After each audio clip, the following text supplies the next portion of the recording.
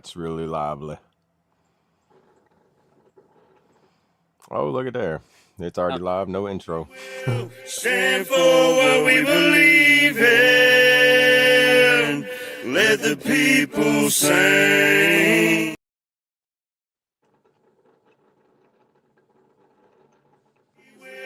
Stand for what we believe in. Let the people.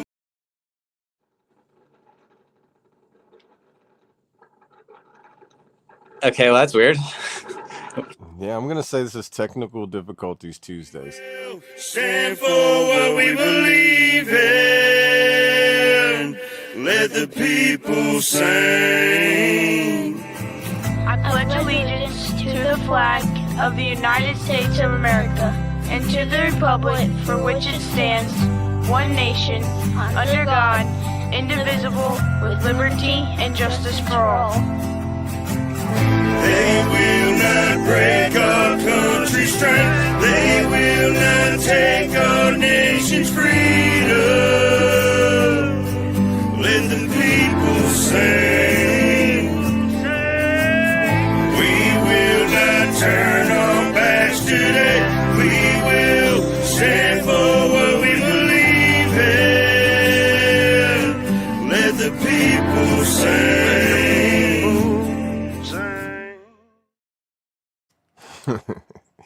Good morning, everybody. Welcome to the F.O.B. It is Talk About It Tuesday, and every Monday through Friday where we regroup, recalibrate, and resupply so we can, Charlie Mike, continue mission. I hope y'all are having a good Tuesday, and don't let the technical difficulties get you down. Yeah, good morning, everyone. It's been a very weird morning already. Yeah. It has. It has. I'm pretty sure the technical difficulties may continue. I'm not to manifest them, but they're already here, so we got to work through them and get past them. And once you get past that speed bump, everything will be good to go. So I hope everybody's having a good day. I'm Double A, and I don't know if Brandon. Brandon, not Brian. Can you hear me? Yeah, I'm still here. Yeah, Can you I hear think me? as long as I don't talk, it don't cut you out. So. Well, it's not showing anything on my screen right now. It's black. So as long as you can hear me, we're fine for now, I guess. Yeah, I see you're black on your end, but I can still hear you. Yeah.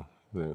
Yeah, so, you can hear me for now. We'll keep, because I don't want to hop off and then not be able to get back on for now. But good morning, everyone. Right. It's just technical days. Don't know what the heck's going on, but we'll see. But I'll only be up here for 10 minutes or so, and then I got a meeting. But yeah, good morning, everyone. Hope everyone's doing well, staying warm. It's actually warm in Pennsylvania. It's 40 right now. So, and it says it feels like 47, which is weird.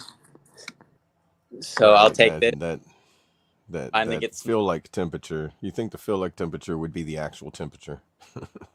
Yeah, no, it's and especially it's saying like it being this cold, it's saying what it actually is. But I mean, I'll take it. Right. As long as you finally get some snow down there and I get some warmth. I seen there was another burst, like this is a false spring. I put it in the Discord weather channel of the latest, what I've seen. And that's the only weather I watch. But it's gonna be warm, and then we're gonna get a little cold burst apparently. I just hope that groundhog was wrong. Like 6 so far he has been. I mean, we'll see, but like it was just such a cold January that like I'm hoping. See, for y'all, it was not. Like for us, we didn't experience down here, but I'd say for up there in the northeastern portion of the states and by the Great Lakes, I'd say y'all experienced it. What winter is actually supposed to be like as far as the cold, the snow. Well, getting 2 feet of snow in like 6 hours isn't anything that I want to experience or what it's supposed to be like. Like that crap can go away. Oh yeah. Yeah, is that normal? Like for the winters up there?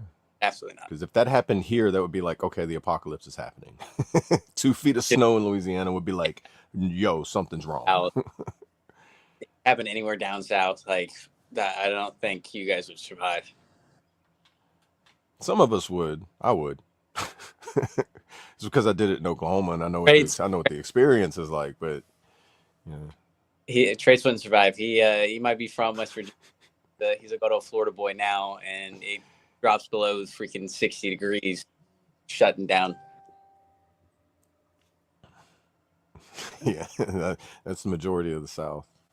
And which is Slingbus says it's 59 where he is, which that's what it is here, where I'm at too. 58 to be exact. Oh, looks like my meeting is starting now.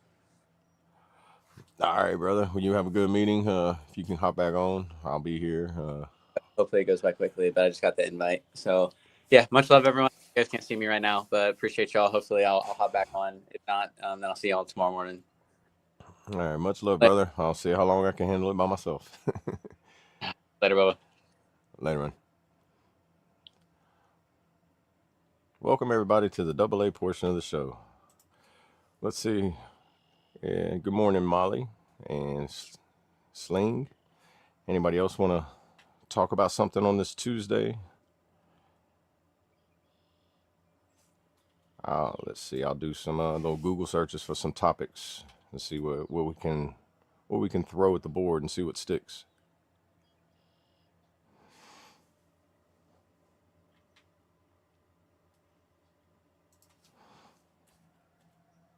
I did hear about a tragic shooting that happened in Rhode Island at a school, and prayers out to everybody and those traumatized, those hurt, and those that have lost somebody. That's unacceptable. I did find out a little bit of information about it, nothing major or deep. I'm just going to say what I've seen from the daughter's aspect of what she said, that her father did something and he was suffering from mental health issues. And that's why I always reach out, always talk to someone, always try to connect. Always try to get yourself into a calm state to where you're happy with yourself. That way the outside world can't afflict you, where you cause harm to them or yourself.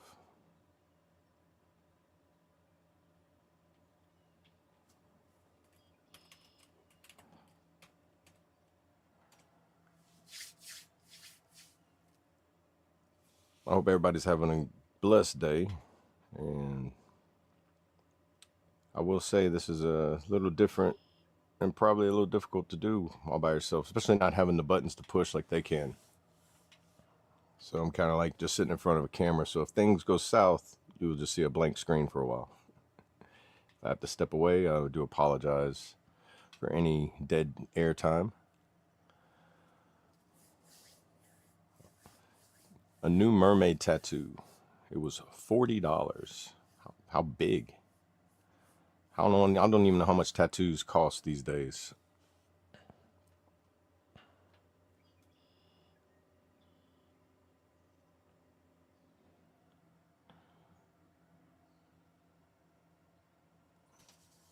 And I would ask for the location, but I'm just going to assume the top of the foot, one of the most painful areas. It's like about a 4 or 5 inch mermaid tattoo on the top of the foot. I hear that's the most painful area.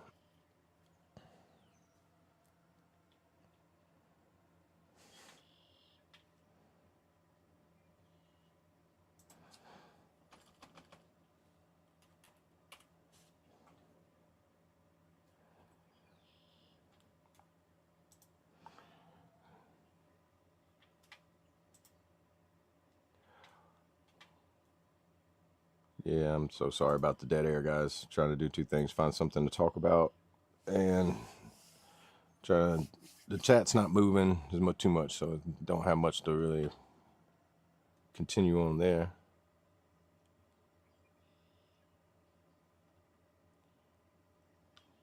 On this Talk About It Tuesday, what's your favorite beverage? Let's just start something simple right there. Elementary school type. You want a 5th grade education right here? I will hit you with some elementary school questions. It's not that big, it's small, and you have it on your arm. Yeah, it's good not to get something too big, and if it is, I say a tattoo would have to be, for me, have some kind of meaning or symbolism behind it as well.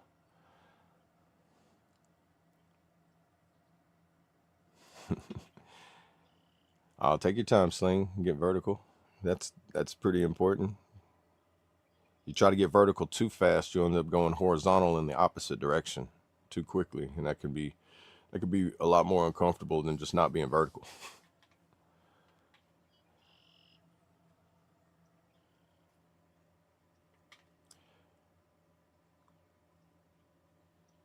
And if you're coming in on the, I wouldn't be able to bump you in. I don't have admin status, even though I'm up here all by myself. Brad should be on the sidelines, keeping an eye here and there. And Brandon should be back. And then if Chaotic, if he gets vertical, he'll jump in. He has access to do the button pushing. For those in the chat, any particular topics that I can go extensive on that you may have heard of in the past few days?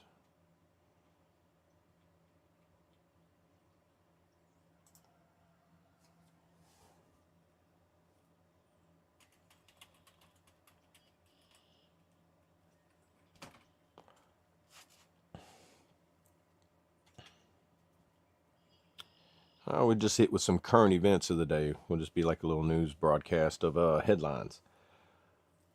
Did not know Reverend Jesse Jackson, a civil rights icon, dies at 84 years old. NBC News. See, this is on today at 3:30 a.m. Whenever that was published. Rest in peace. And condolences to all family members and loved ones of him. Regardless of anybody's personal opinions about him, a death is nothing to take lightly. So may the days get better for everybody afterwards. But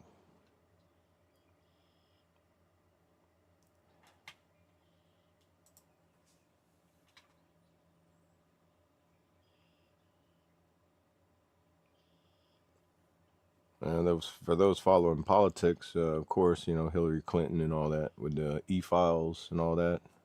Not going extensive on that, but there's always something you can find about drama in the news as well.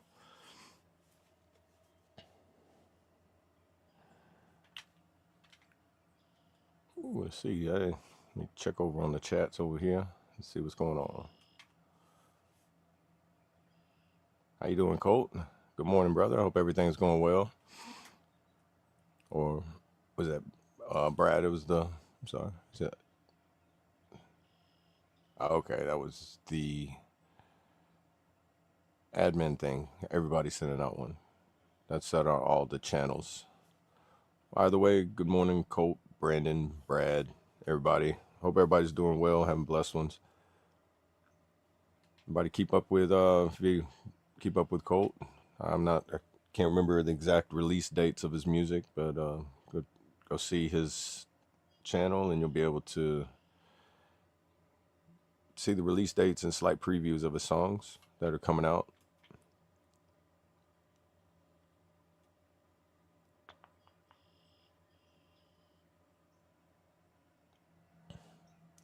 Two mics. I've heard the song One Mic. I don't know if anybody's been that far back into the hip hop era in the 90s. Trivia on the F.O.B. Who made the song? Who made the song One Mic? Hip hop era. I think it was in the 90s. I want to say like 96, 97.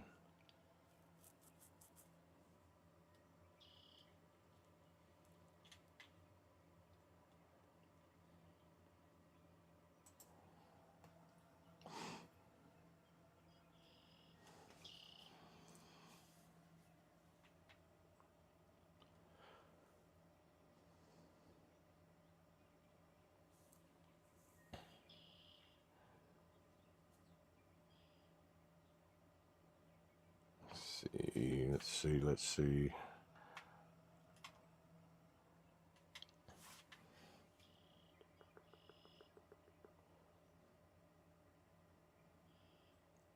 Well, I will say, if you try to look at current events, the only thing that's really going on in current events is everything to do with e-files, Iran, and Trump.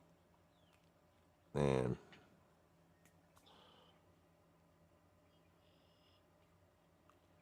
that's pretty much the normal what everybody's talking about these days. I'm not gonna lie, if I'm gonna say that some of that gets old. Some of that's depressing. Some of that's very aggravating to sit there and talk about politics and all these things that are happening horribly in the world nonstop. And honestly, in my opinion, I don't think so. I don't think a lot of it's going to stop. We have to learn to adapt and overcome and work through it and figure out where we fit in this life to be able to. Oh, look, Sling, you have access.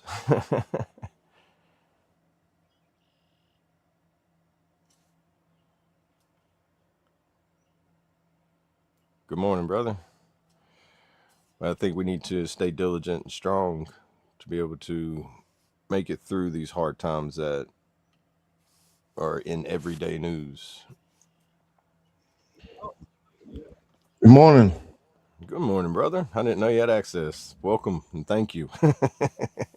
I snuck in. Yeah, there you go. I'm gonna have to learn that trick one day. It's about who you know. Right, and then if there's a room for you to fit in on it, Right. there's like limited access on the admin side of it right Well, now. I got to thank the true American Brad to get it going. Oh, there you go. This Or you train got don't stop. no, yeah. So how was you with all that weather this morning or this weekend? We got a couple of tornadoes. Now to bring it up, kind of forgot. But yeah, we had I think 3 tornadoes that hit locally around here. And I think there was like over a dozen stretching from Lake Charles all the way up to Shreveport. Oh, wow. Yeah, so it was I mean, nothing here, nothing I'm not used to, but I think the tornadoes that did make were like EF0s, so it was like Little bitty winds of like ones. 75 miles an hour, so nothing like too damaging. I mean, throw like a loose dog, chicken coop around if it ain't, or a tent. If you was camping, your tent would be flying out somewhere. I think it's like next, is it March or April? I think it's when like tornado season starts around here. Yeah, pretty much. Yeah, the peak of spring is normally whenever it starts getting pretty rough. Everybody was talking about, especially up there in like Oklahoma when I was up there. right. I lived in Oklahoma for about 2 years, and right in Oklahoma City, and think we might have had like 2 tornadoes come through that area. Now, right down south of us in Norman, that area was getting hit like almost once a week, it seemed like. Yeah, it's like North Texas, Southeast Oklahoma, and then and it was I was in Northeast Oklahoma, up there like Talala. Like it was like 30, 45 minutes above Tulsa. It's like you could see just nothing but just empty plains. It's just like made me wonder, did they clear them all out, or did the tornadoes just knock all the trees down and just never let them grow back? It's because it's emptiness. It's just like it's like all cow pastures and stuff. It's like, man, they don't have a lot of trees up here. We went through an F0 I think it was last spring, and it was not fun. I'm sitting there trying to get into the shelter, and as I'm trying to open the door, the tree falls down like 5 feet away from me. I don't even hear the tree fall or land or nothing, and I just see it, and I'm like, all I hear is just the wind blowing around me. Yeah, not fun. No, it's not. I know. Like I remember the first year I lived in Oklahoma, it was like every single day for that whole spring, like for 3 months, every single day. It was like I was in the middle of the night running to the shelter because it was like your phone would go off or you'd be watching the news. And it was like this next 6 months after that, it was like I can't sleep very well right now. Just so used to just like anytime the wind blows, like you're just like, man, I'm not used to this in Louisiana. I can handle a hurricane, but I know the hurricane's coming like a week ahead of time. A tornado, they're Yeah, like, you got 7 hours, maybe. maybe sometimes they tell you like that hour right then. Then you're Yeah, like, oh, you just hear wind blowing and you look out the window and like it was one time we had a dog pen that we made into a chicken coop and we didn't anchor it down. And I'll look through the window and I'm like, the chicken coop went through the neighbor's yard, down their driveway, down the road. I'm like, I didn't know the chicken coops could drive, but that it's reminds like, me of, like when I was overseas in Japan, my very first day there, I get up that morning, all of a sudden I hear air raid sirens. I jump up and start crawling underneath like my bed and everything. My roommate's been there for a while already, and he's like, "What are you doing?" I'm like, "It's air raid sirens."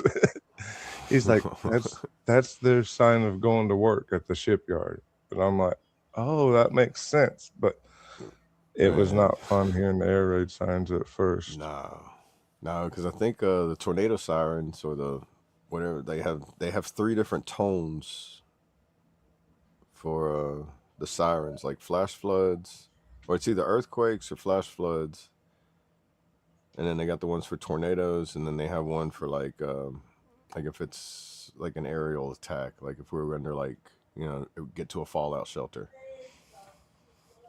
Yeah. And they all have like a different sequence to them. I didn't know that until I was up there for one time. They were doing like testing of all of them, and I'm just like, "What are all these different sounds?" Like they were going. I thought the U.S. was under attack at this point. I was just like, "What? What's going on? Are these the trumpet sounds they talk about in Revelations? Is everybody else hearing this? I don't know what's going on." And I know you was talking earlier about. I want to digress for a minute. You was Oh, go ahead. asking when Colt's music drops were Better Man is coming out March 11th, and then Ride is coming out March 25th, and then he also has a drop Is- with Yeah, I was gonna say, isn't he featured on one with somebody that's coming that up he's pretty featured soon? on. I think it's The 25th, I think. I got the 25th in my head for it's either that or something Sweetie, or else. I can't pronounce that his name. Yeah, it's on the 25th. Okay.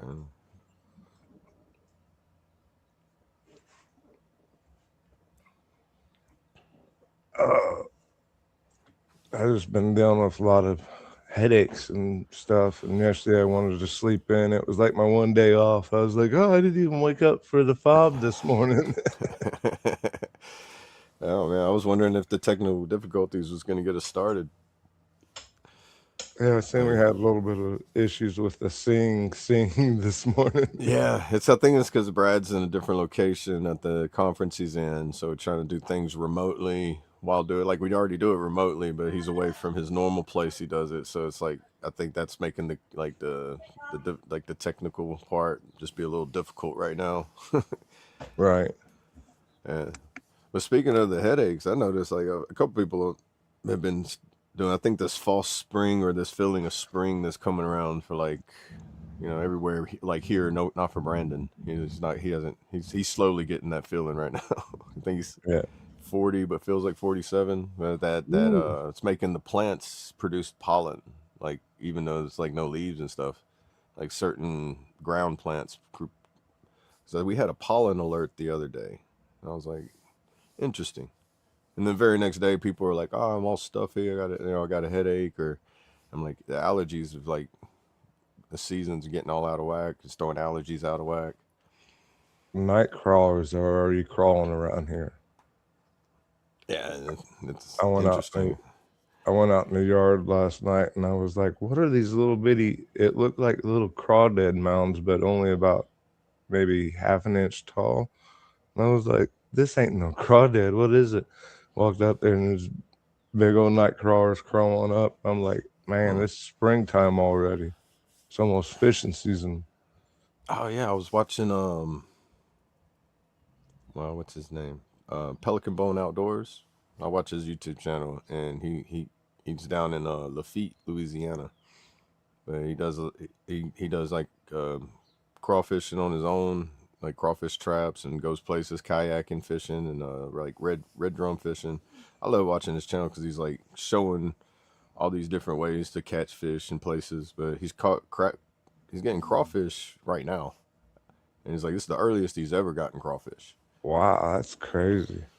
Yeah, it's because they burrow down whenever it's really cold and deep in the mud, and then whenever it warms up, they come up. So it's like that false spring, or that's this feeling of spring, which that weather thing I put in the Discord.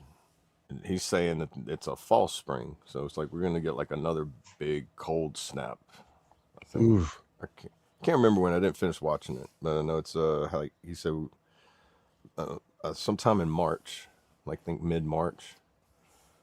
St. Patrick's Day. It's gonna be perfect. St. Patrick's Day. Everybody's gonna be frozen and. I remember when I was living in Colorado, it'd be Mother's Day, and there was a 50% chance of snow almost every year. Ooh, I lived there. Where was this? I lived out there from 2013, 2020, so 7 years. I moved around a lot once I got out of the military, one place to the next. Couldn't stay too many places too long, it seemed like. Right. Well, yeah, if you've been in for a while and you change stations, I mean, it's like most people change duty stations, whatever. Every 3 to 4 every years. 4 years, yeah. What I say. Like, I some think people it every was, 2 years, or put in a transfer somewhere sooner, or you get a promotion that bumps you somewhere else. And well, moving in around is pretty common in the military world. the Navy, it also depended on your rating because some ratings were full-time sea duty, some were part sea duty, part shore duty, some were all shore duty. So it just depended on your MOS/rating. Right. Speaking of like ratings, I know you were working on your disability. Have you already filed? Yeah, I got all my appointments made, and just waiting on them to send all the evidence and review it, then make a decision, and then that now I'm at that part where it's going to take a while before I hear something. Right. I've done like the evidence gathering and everything.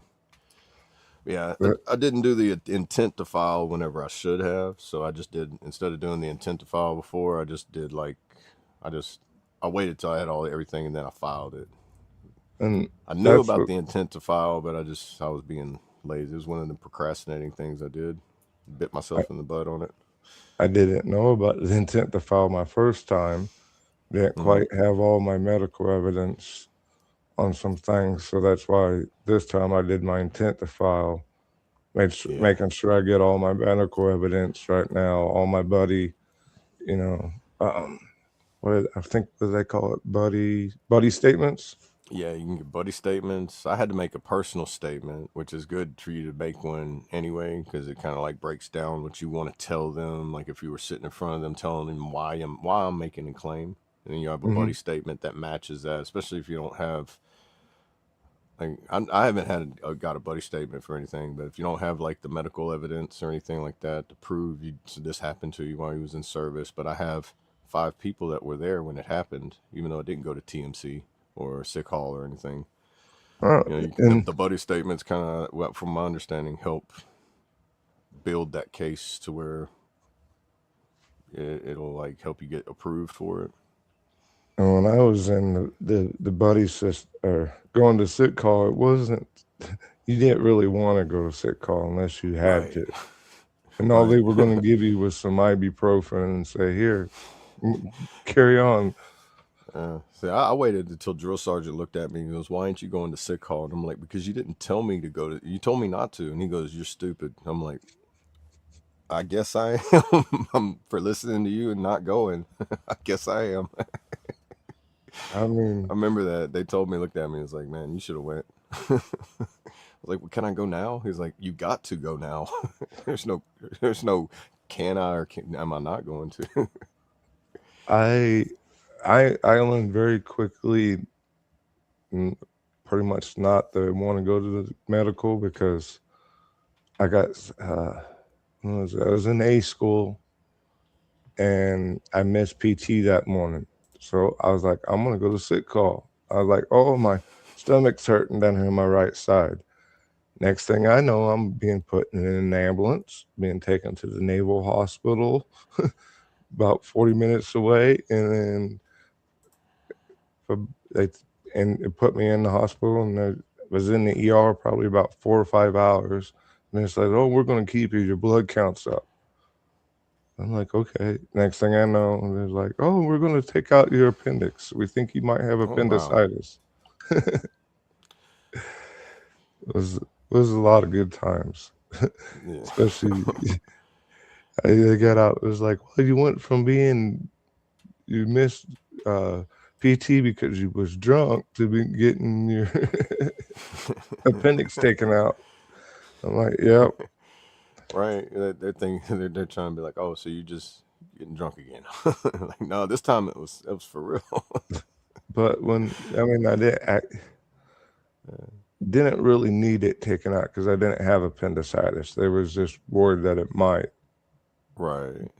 Well, rupture yeah, I know. and Like, I had a friend who had his appendix ruptured, and man, he looked like he was. It looked like he was like at the end. He was like screaming, yelling. It's almost like somebody. I guess he's described it as like somebody stabbing him in the gut and just turning the knife. Like, I oh, was like, ah, it it hurt, but it hurt more. I think once I got out of the surgery, they gave me the first shot of morphine. The second, and then I didn't want to wake up. I was like, it still hurts too much, so they gave me a little bit more.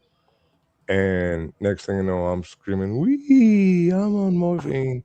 And right. they push me up to my gurney and to the bed. That says, "Well, since you're on that, you can get yourself into your bed." I learned very quickly not to upset the nurses and stuff.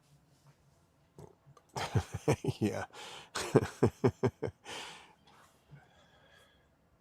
Oh man, I remember waking up one time being it was from a head trauma, and I didn't know I was being like walked. Like whenever you're getting released from like the ER and they like walking you and make sure that you're like coherent enough to be able to be released. I didn't. I came to like in the process of them doing that, and I thought I was like being dragged somewhere, and I'm trying to like fight away from these two guys who are like 3 times my size, and like trying to fight away from them.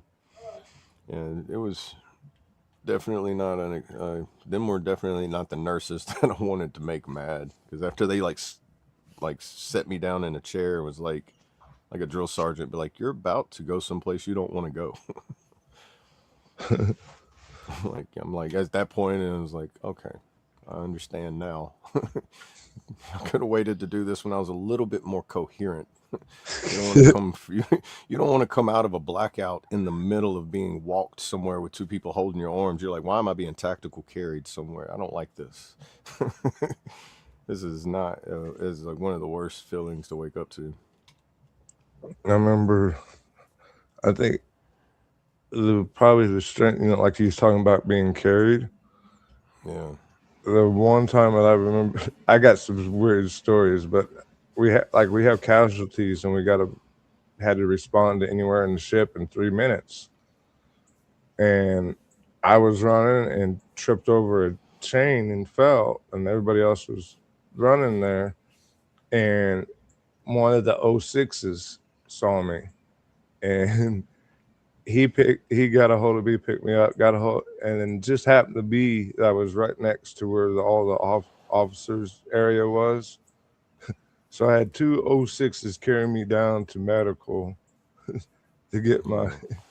X-ray, and I'm like, wow, that don't happen very often. And then E3 gets carried by an 06 by two Right. captains.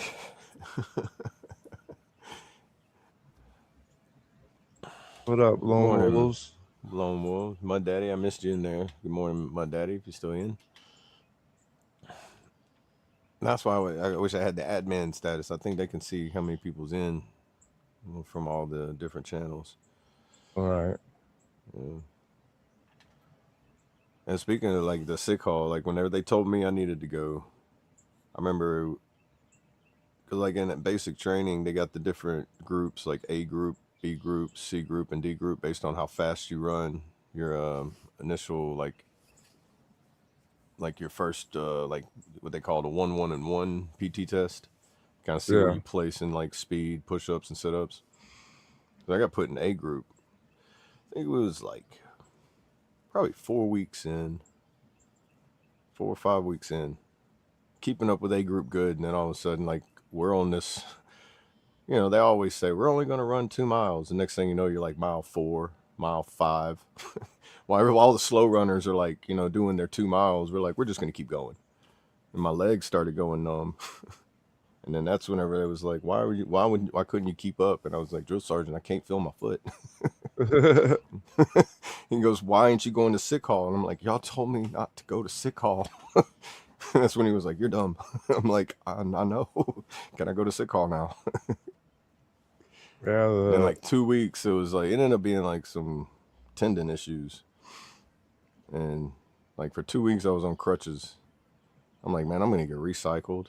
I'm going to have to start back at day one. I think I had a dream last night too about like coming to me and be like, all right, you got to go back to day one. You should recycle your holdover. And I'm like, no. Ooh, would not have. I've recycled. I think we had 2 people in my division that had to recycle, and our recruit division commander was one of them that got recycled back 2 weeks. And I was like, oh, there he went. Thought he was supposed to be in charge of all of us. Right. Now I had a couple of holdovers that were in my company too. Like I remember being in my platoon. Like one of them, I was like, "Why are you a holdover?" And the other one, I was like, "I can see why you're a holdover." But they were both cool. But it was just like one was just like he kind of like he lost interest and was like, "I just really don't want to do this no more." And it was like he would go back and forth, like, "Oh, I like it," and then the next day he wouldn't. Then he would just not perform, and you end up being held over so long to where they just trapped you. I think after like 2 or 3 holdovers, like if they, I think it's a 2 strike rule on most of it, and then you end up getting processed out, which I think takes longer to get processed out than it does to get processed in and graduate. I know someone that was processed out of it was a Marine boot camp, and I think it took them 2 to 3 weeks to out process. It was weird because I mean he was only in I think 4 or 5 days when they started his out process paperwork. I was like, wow, Wow. yeah. He just didn't tell the truth on his beginning of his enrollment. Oh yeah, and you like, it's like the people that hide asthma. Some of them can get away with it, but then if somebody's got such bad asthma, they're like, "Why didn't you tell us you had asthma?"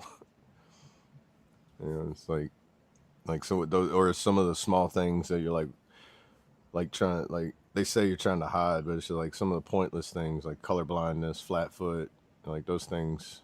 Like you can't be in the service because of those. You know, like if they find out that while you're in, or if they diagnose you with it, they process you out. Which I don't think that's the big deal now.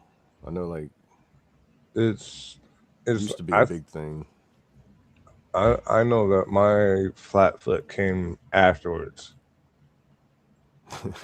All the weight and ruck marches and staying on your feet and standing in attention and trying not to lock your knees. I imagine everybody's feet gets a little bit flatter. I've only seen 2 people fully fall out from locking their knees in. Man, I can't remember her name. I remember it was a couple years after I'd been in my unit. It was like I was in headquarters platoon, so like in our drill hall, we would like horseshoe around, be like headquarters, first platoon, second platoon, and then detachment would be like the next horseshoe around. Somebody in second platoon and second squad, they locked her knees. She was pregnant, and she locked her knees. Instead of somebody catching her, they just stepped out the way. She like Ooh, you heard her head hit the it's like a basketball court, like concrete floor, and she hit. Man, it was like everybody's looking over and like, why did you step out the way? Like, man, at least I was like all the way over there, like, oh, it was loud enough to make everybody kind of like jerk a little bit, and be like, what happened? But we were facing in a way to like where you seen her going back, so like the way we were angled, we could see all the platoons, and it was just, oh man, seeing it happen, it's like now it's like slow motion. so she fell backwards. Yeah, she fell backwards, and like everybody's like, somebody could have grabbed her, like helped, like stopped her from falling, but it was just weird. They just sidestepped and bloom, like they. It's But I've yeah, seen she ended. I can't remember if she stayed in the unit for a while. She was still in whenever I got out, so she ended up being all right. But I've it seen was them one of those moments. It's like, man, I've never seen that before. I've seen them go this way, and I've seen them kind of go sideways, but never backwards. Yeah, she went smooth. It might have been because she was pregnant and she was already kind of like leaning back from being pregnant, you know? Like, I can't, I'm imagining you do have weight pulling you forward, but you're trying to like counteract it, and that locking your knees, and you just like your head roll back. Where the head goes, the body will follow. Mhm. It's the way it happens. Yeah. But man, I know she went to see medical on that, so like, I do hope that she got that service connected. Because that hitting the back of the head, regardless. I mean, that's concussion, that's TBI. You know, regardless. As many as I've had, if she got out of like not having a head injury from that, I'd be like, man, that's surprising. It's with surprisingly with all the falls I've had, I don't remember hitting my head. I've Oh man, hit my back. I mean, when I was 13, I fell and twisted my ankle and fractured my wrist. But What up? oh, What there up? he is. There's Staff Sergeant. there he is. You tell us about the times whenever you've seen somebody lock their knees in formation. Oh, is that what you guys are talking about? Yeah. Oh God, Like, I mean, just the one where to most start? memorable moment that you've ever had. Most memorable one. During like the like I think it was at drum, but it was like during like the division like change of command. Yeah, that's There was normally when like, they happen too. well, it's you're out there rehearsing for like 4 hours before it starts Yeah. plus, but it was like as soon as we started that there was like probably 20. I mean, granted, there's like 10,000 soldiers and stuff like in that, like at the parade Yeah. field. Like as soon as it started, it was just like freaking the medics were just running around because people were just dropping. Man. See, I've never seen that. That seems, yeah, that's how it is in the active army. Yeah, I've well, done you National go Guard like change through of like, commands. We never had like 10,000 people. I'm pretty sure it's like close to a couple thousand in the ones I've done. I And mean, it for Yeah. seemed division, like, I mean, it's like the entire like Fort Drum, and at that point, there's like the three, well, technically 4 brigades, up yeah. there, so it's like a couple thousand from each brigade. Ooh. But yeah, like Yeah, but divisions normally are up to 10,000, ain't it? I think that's the amount. I was no, it hearing it would on something I was watching earlier, and they were talking. It was a podcast. They were talking about like the amount that's in like a unit, platoon, division, I think brigade. like average like a company's like 150 to 200. Battalions are usually like 700 to 800, depending on how many companies. And then a brigade is what, like 5 or 6 battalions, and then the divisions, 4 brigades. But yeah, Yeah. it was fun. But yeah, it was like as soon as we started, like no one did anything during rehearsal, but it was like you show up at 8 o'clock to do rehearsal, and the actual ceremony doesn't start until 3. Oh yeah. Hmm. Dude, y'all never had to do, well, I don't know, might have been just been for the National Guard. We would go out there the day before, and then we'd go out there hours before it, and then we'd have a long break, and then you'd see everybody gathering up, and then it would be like you'd have to sit there and just wait until everybody got in their seats.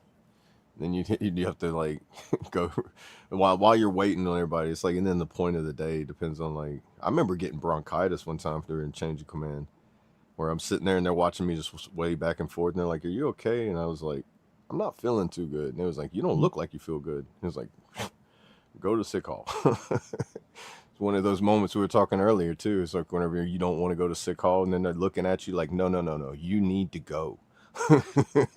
when the NCO is looking at you like, "Go," I'm telling you, it's an order. I think there's once, it wasn't during like like anything special, but it was like I went and did a competition. This was like during deployment. Like I went to like Kuwait or something to do like NCO of the year, some crap, because they still wanted to do that for some reason while we were deployed. So it was like just a week of being. We just went to Kuwait and just did the competition, but like I was like so sleep deprived and like so dehydrated, and it was like the first day we flew into wherever, and like I immediately like went to like where they had us resting and fell asleep.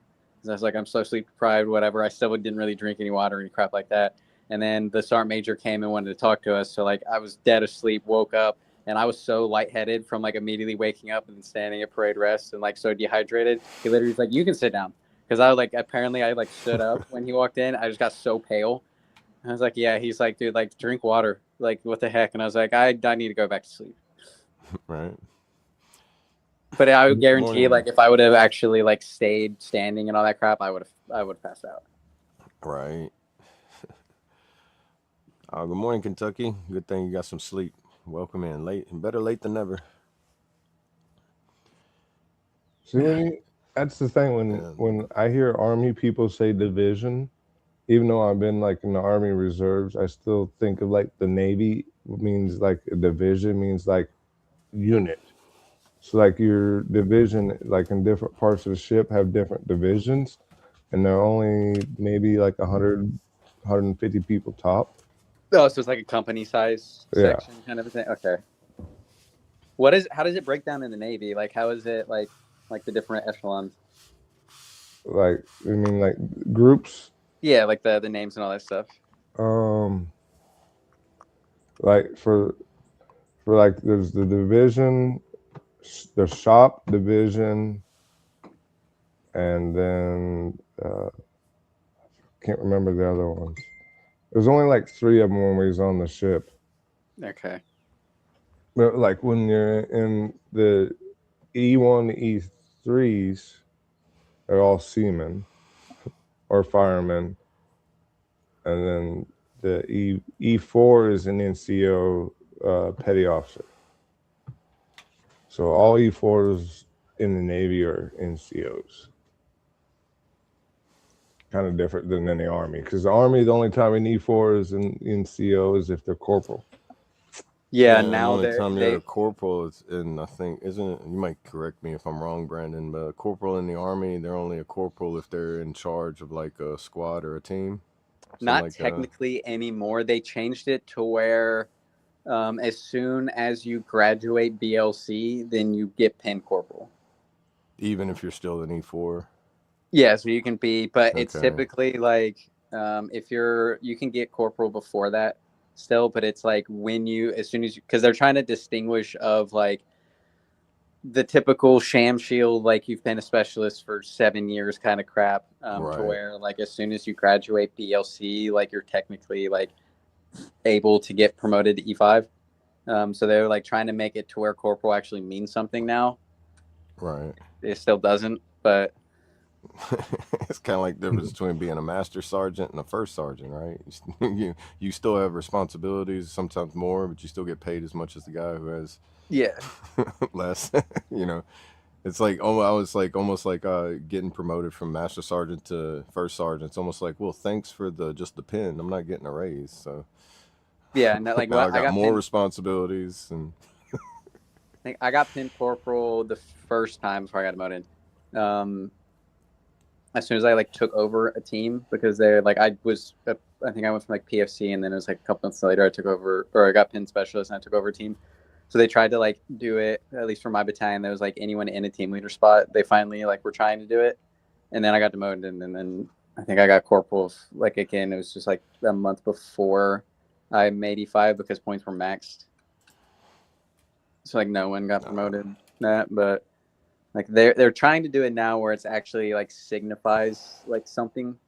But most of the time people just get it as soon as you graduate BLC, and you'll wear it until you like make the list for E5. I don't think they It's were still giving. a pointless rank. You're still just like it's the same as you mean you're getting paid the same. I mean, still, I've been in a 7 position for like 2 years and some change now, and I mean, I'm still getting paid a 6. So, Oh, really? I'll take that. So They don't. They're not going to do back pay for Heck for you no, on that like, either. absolutely. I wish that'd be a good freaking paycheck if that ever Right. happened. But Be like, man, I don't need this BAH no more. I'm buying me a house. hey, I like that being part of the E4 mafia, though. It was the perfect little space. Dude, yeah. And E4 it E4s are kind of the depends glue on of certain areas too. They're like, it well, you got depends the on who your E4 shammers. mafia is. Like Right, if you right, have like the good like the actual E4 mafias where it's just like give me a task, go and ask questions, it'll get done. Like those right. are the That's good ones. Like, hey, we yeah, need this, and they'll be like, just leave me to it. Give me a couple hours, and then you come back and it's actually done. Granted, don't know how you came across that equipment, or where that came from, or how it got done, but it's done. Like Don't those let, ones of like, hey, I can tell you what to do. I can go back, do whatever stuff needs to be at the company, and knowing that I can come back in a couple hours and it'll be done. Granted, you might go and technically acquire some equipment, but that type of like mafia is kind of dwindling out. Not really right. thing that much anymore. Yeah. Yeah. I'll touch on Kentucky real quick. Prayers for you, Kentucky. You had to go to the ER twice over the weekend. You got AFib. Keep track of that. I'm not familiar with it. I googled it, and prayers for you on that. I see that can cause like the dizziness, fatigue, chest pains, and it's a heart condition. It looks like. What Prayers for you on that, and also he asked, was it BNOC and is BLC versus WLC? I don't know BLC what is team. WLC. I Yeah, they think just read. BLC is more. They extended it to where it's like instead of being like what it used to be like 2 weeks, now it's like 21 days. You know, less like when I went, it was less time in class. It was more like going to work at 8 to 5. That was class time. And you had your personal time, and then like 2200 lights out, that kind of thing. When WLC was around, it was more strict. It was like a lot of like sleep deprivation involved in it. Like they'd make you in class for a long time. I know people I went through WLC. I said it was a lot of like they didn't get the soldiers time, or they didn't get like personal time until like a certain like from 5 to 10. They didn't get none of that. never made it to BLC. Yeah, it was like basic. Used to be called Warrior Leadership Course for the Army to get your E5, like go through all that, and then it turned to Basic Leadership Course, and that's where you get your E5. And I think they went to after that would be ALC for the Advanced Leadership Course, so where you get your E6. And then what's the next one? SLC, where you get SLC. your E7. Yeah. So And I then still know a little MLC. bit Well, about that. they've changed it now to where like I think you still need BLC to make E5, but you don't need ALC Yeah. for E6. You need ALC for E7 and then SLC for E8 and all that. So like, and they Okay, changed yeah, that that's what it while is. I was in SLC. So like Okay, as soon yeah, I as we think that's showed what it up, was. the regulation change was literally like our like day 1 or day 2 or something like that. They changed it, so we were all there, and they're like, technically, you guys don't need this course anymore. You need it for 8. And we're like, cool, like we're still here. So they're like, yeah, like I know, like, I'm probably not going to another like NCO course for like 5 years. Yeah, I was technically an E3 when I went. I got promoted back to an E4. Then I got demoted back to an E3 once I got done with BLC. I was It was an E5 What about- promotable. Got knocked down to an E3 in 01. Do not drink on call status. yeah. Don't try to either, because more than likely you'll get caught. Alcohol has a distinct smell on the breath when it's not supposed to be around. Yeah. When did I get promoted? 2015, I think. That's right. But yeah, I got drunk and cussed out my first night. Took me almost 2 years to make E5 when I was, because there's E5 promotable. And then when I got E3, it took me till I joined the Army to make E4. Yeah. Oh, so BNOC was before WSC. BNOC was.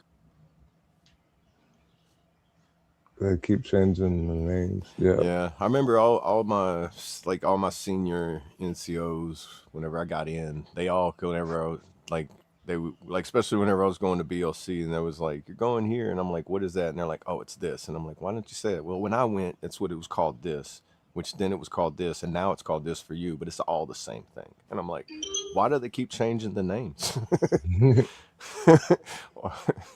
You just simply just call it, you're going to school. Okay. You're gonna pay me to go to school. That's cool. I'm going. What am I gonna do? Whatever they tell you. Sweet. I get to eat. I get to sleep. That's it. I'm done. That's how I was when I went. You want me to go here? Good. As long as I get paid. So whenever I don't get paid, that's when I get grumpy.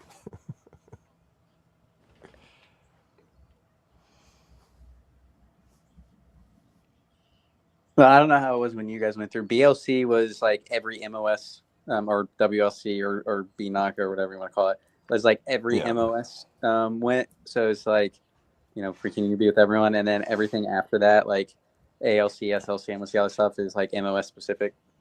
Yeah, I think that's what I've heard. Like if you go to LC, that it's for your more specific for your MOS. That makes sense. Or whatever your primary MOS is. So it's like I said, also if you have like 2 secondary, you get to choose which one you want to make your primary, I guess, if you've met that, like held it for more than 2 years. I think whenever I went to MP, I had to be an MP for 2 years before I could go back to being a primary 91 Bravo mechanic. Because like after 6-7 months of being an MP, I was like, hey, I want to go back to being a mechanic. Can I just go back to the motor pool? And they're like, not for 2 years. I'm like, I haven't heard of that. And like I was still an MP going through reclass when I went to ALC. So I went to MP ALC, and then like 3 months later, I was a 79 Romeo. I don't know if it's different for National Guard too, because like whenever you're in a unit, I guess to hold that for their books or whatever. I don't know how that works, because like a lot of stuff they would tell me, I'm like, that sounds a lot of politics that I don't understand. So I'm just gonna. Well, for you guys, it's definitely based off of like slots and who's holding like what position and stuff like that. Right. And like, how many spots are in your unit for like how many E5s, how many E6s, and how many E7s? Yeah, like for MOS specific as well too. I think because like I know we only had so many slots for E6, like for like so many E4s and the rest E3 slots or whatever. Mostly like E4, and then it capped off, and then like you couldn't be E5 in that unit until that person transferred, moved, or discharged. And then most of the time, it's like whoever's next on the list anywhere else gets first dibs on it versus you if you're in that unit already. At least that's how it was for me. You got to go by time and service, time and grade, all that good stuff. Yeah, but it's also kind of sucks for the Guard because you'll have people like in that same unit for 15 years. Like holding that Oh one yeah, slot that like waiting for it, well, and then Right. somebody jumps in there, and they're like, "Oh, that was my yeah, slot." and they like they'll just take that slot for 15 years and like dude like retire so I can get promoted. Right, and then people wonder, well, like, why are you in E4 for 15 years? And because they kept filling that slot, and I couldn't, like, either you couldn't make that slot or they didn't. I understand, like, some politics plays in it sometimes too, because if somebody wants you in that slot, it's a lot like politics. Rub elbows with the right person, they can put in a good word for you, make their little statements for you, and in the National Guard, I know, like, once you hit E5, I think after E5, you got to start going to the board. But to get your E5, you don't have to go to the board to get your E5. I think in active, you have to go in front of the board to get your E5, don't you? It depends. Like both of my promotion boards were like walk in, walk out promotion boards. Like my E5 one, I did it was like MP of the year. So like I didn't know I was going to the board. I came back from the competition and they're like, hey, you have the promotion board on like Wednesday. And I was like, I don't have anything ready. And they're like, well, you're going. And I walked in and my sergeant major told me to sit down, shut the fuck up because I lost. I got like fourth. And then so he's just talking shit to me for like 30 minutes. And he's like, all right, you're promotable, get out. And I was like, you guys aren't going to ask me a question. He's like, you want us to? And I was like, nah, I'm good. Like, I appreciate it. Like, oh. Morning, But you man. you have to go before you have to go before a board to get your promotable status. Oh, okay. See, I think it's just slightly. I don't know. They might have changed it. Like I said, I've been out since, oh man, 8 years now. I'm pretty sure Like, there's a you still lot have of to go things have before a board. changed. Yeah, have changed. Like like in the guard side. I wonder if they've changed a lot of stuff there. I mean, I'm also like I've been out of that stuff for a while because like in recruiting, every like new NCO and stuff we get E6 like at the minimum now because you get pinned E6 as soon as you graduate recruiting school. Like that's part of the ceremony and stuff now because they're trying to like entice Oh, really? Y'all people to don't come have any through. E5s that are recruiters? The only ones that are E5s were they came out here or they came to recruiting before they implemented that, which was like I think it was like 2020, end of 2024. Okay. Yeah. They started that. So any E5s that are still in recruiting came to recruiting before that, but like they started, it was like October of 2024. Like as soon as you graduate the ARC, you pin E6, which is screwing a lot of people because they like will volunteer for recruiting like shortly after they make E5 and then come out to recruiting as an E6 and you don't have any like team leader time or any crap like that to where like the timeline for you to get promoted and like what they look for E7, like you're just screwing yourself. Like when I left Columbus, I had an E6 that showed up and he was in for maybe 3 years because he got pinned E5, immediately dropped a volunteer recruiting packet, and then within like 6 months of him pinning E5, pinned E6. I'm like, dude, you're not making E7. Like, you're going to be in E6 for 6 years. Man, I know. But yeah, that's like one thing. I was with one of the enticed. guys in my unit. He was one of the mechanics. He was on the E5 slot, and he'd been in he was getting his 20-year letter, and everybody was like, "When are you going to get your E6?" He's like, I'm stopping right here. He's like, I've been at E5 for 14 years. I'm done. He's like, I didn't want any more responsibility after this. I was like, so you just denied all possible promotions for 14 years. And he was a really good like E5 too. So it was like you should be like a first sergeant or something. It's like too much responsibility. Yeah, you pretty much have to try at that point to not get promoted. Like especially like going for like E5 to E6, like that's literally just your battalion saying, yeah, like you're promotable. Like E6, E7 is a little different, but like that you have to try to not get promoted. That's crazy. It's like all the way up to E5, you're trying to get promoted, and after that, you're just like, no. I guess E5 is like a good stopping point if you was like saying for retirement purposes and like you're going 20 years. I don't know. I guess it's well, they changed that now. I don't know when that happened, but like for QMP, which again it might be different in the Guard and everything, but like I think it's like 14 years is the longest that you can be in and be an E5 before you get QMP. E6 is 20, like E7 is like 24 or something like that. Okay. I have to go through and look and see if they changed it, but I know like you can't get to 20 as an E5 anymore. Wow. Okay. Everyone. I'm surprised they didn't like 12 implement that is an like E4. before, because don't the Marines, like if you don't meet certain requirements too, and if you don't meet certain ranks within a certain time frame, you have to, don't you? I You got- have to, like, I gotta you go, just get guys. chaptered out in a way. All right, brother, you have a good one. Uh-oh. I wonder if Brandon can hear me now. I can still hear you, but am I back? There you go. Yeah, he went black for a second there. Okay. Blacked out. No, I got. I was like wondering. my I was first like, sergeant is he gonna? Oh, text we're about me. to lose them. Yeah. I know my first sergeant texted me, and for some reason, when that the message popped up, it like Oh yeah, it cuts your freaked camera my off phone more out than for a likely. second. It just like freaked my my phone out for a second.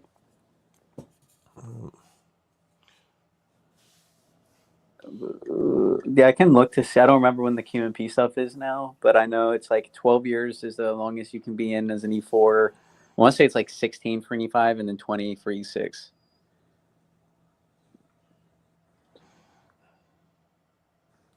Gotcha, Brad. We're at that hour mark. We can work on getting close to shutting it down. Yeah. But If you want, yeah, I'm gonna play some more NASCAR 25 tonight. There you go.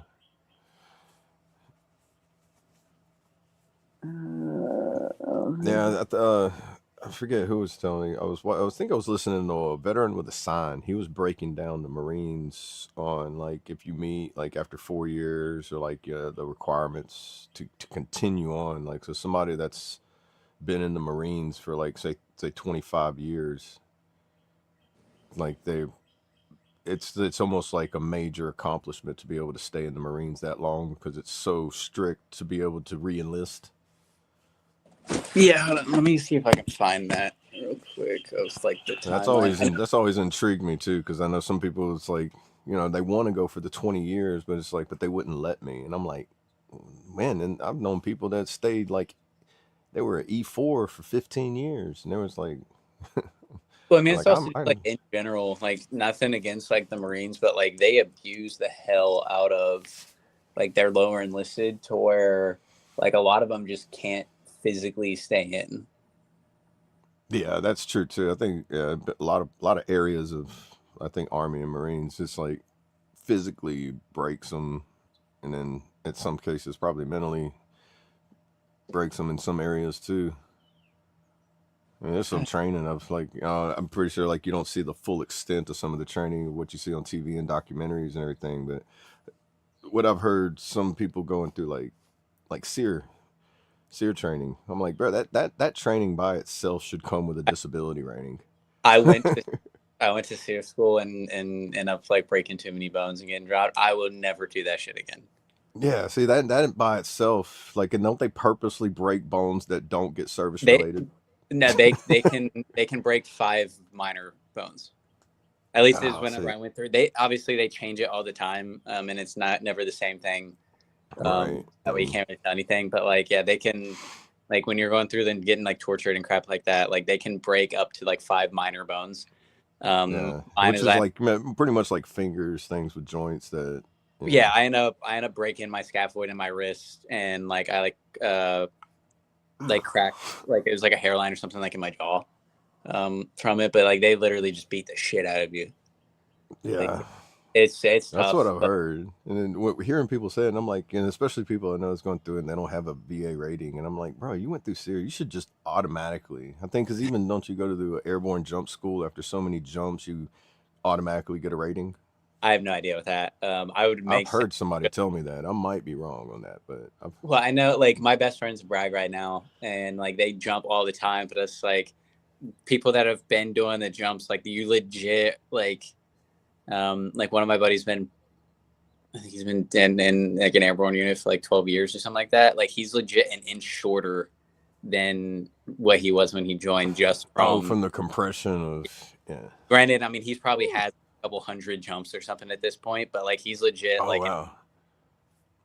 See, I heard somebody told me, because I had a buddy, and this was also too while we was in AIT, and it was one of the NCOs during AIT telling him, was like, if you make it to 100 jumps, you guaranteed to get a certain percentage rating for the physical impacts that like you end up taking from hitting the ground from the jumps, because they're not normal parachutes. Like they don't like float you down real nice and slow and comfortable. You're kind of going down at a good speed. Aren't you? I mean, I never got the chance to do that. No, I never went and did airborne. I was sick with air assault, but yeah. Hey, first rule of SEER training. Don't talk about SEER training. Yeah, that shit sucked. I will never do that. Yeah. I mean, I was just doing it. I was doing a flight packet, and I had the opportunity to go, and they're like, "You want to go?" I was like, "Sure," but like, how people are willing to do that course more than once. Like that was a miserable like week and some change that I went. Yeah, I know people in our unit. They went to air assault. Then they said it was just like rappelling and doing all that stuff. They said air assault was fun. They said air assault's just like an attention to detail course. Like it's not like anything tough. Like obviously there's like the physical standard stuff you have to meet, like the running and the rucking and all that stuff. But like if you got that, like the biggest thing that gets everyone on air assault is sling loads, just because it's so like methodical. Yeah, like the process and all that stuff of like inspecting the sling loads. Like that's where most people drop, just because like you have like going through your sequence and like making sure you get all of, like the gigs and everything. Like the school itself, like after. Like first week is just learning about helicopters and like what they can hold, how you sit, where you hold your rifle, you do your rappel seat. And then all of week 2 is just doing sling loads. And for literally like from 9 a.m. until like, 17, 1800, you were just practicing like your sequence. And then on test day, you have to find 3 out of the 4 deficiencies that they put, which could be something minor or something big or whatever. But if you don't get the 3, at least 3 of the 4 on each of them, and I think there's like 6 different like inspections you have to do, or 6 different like loads. If you don't get that, then you're dropped. So like that's like the only hard part, and where most people will get dropped. And then like week 3 is literally just rappelling. You go off the tower, you go out of the helicopter, you do your ruck march, and that's it. Like the most annoying thing was every time your left foot hits the ground, you have to say air assault. But like you say that, like we would just scream that shit enough to where like our instructor's like, all right, we get it. Like you guys don't have to say it anymore. Just keep running everywhere. Like just shut the fuck up. But they didn't do that until after the sling load test, because we lost like probably 60% of our class on sling load. Oh wow. Like it went from like I never got the chance to go to. I know there was an option. That's like everybody. It was also an option too in the time when I was trying to regain my position from my mess ups in the Army before I got discharged. So I was like watching everybody go to it. It was like, man, everybody gets to do the fun stuff, and you mess up one time and you get that flag, and you're just like, I don't get to go to schools. I don't get none of the fun stuff. You get limited orders. You're like, don't get flagged. That's for any reason whatsoever. Depending on what you do to get flagged depends on how long you're flagged, and depending on what you get flagged for could depend on if you're still in the military. Yeah. No, I mean it's still, freaking each other, and you want to. Was it the play stupid games, win stupid prizes? Right. That F.O.B. Yeah. Yeah, like airborne. Like I haven't heard really anyone like complain about airborne or anything like that. I'd rather rappel out of a helicopter than jump out of a fucking airplane. See, I would rather fall out of an airplane than slide down a rope. And I'm scared of heights either way it goes. But if I had to make a choice, I would rather fall. Something about that, like whenever if you stop, I don't know, just I didn't like rappelling whenever I was even going down the wall. I only did it because I didn't want to get pushed off and hang upside down. Then you're doing it wrong. Well, I wasn't going to ranger school. I wasn't trying to do that front rappel. The Aussie rappel. Yeah, it's like with rangers. I seen them like whenever they was trying to recruit people for rangers.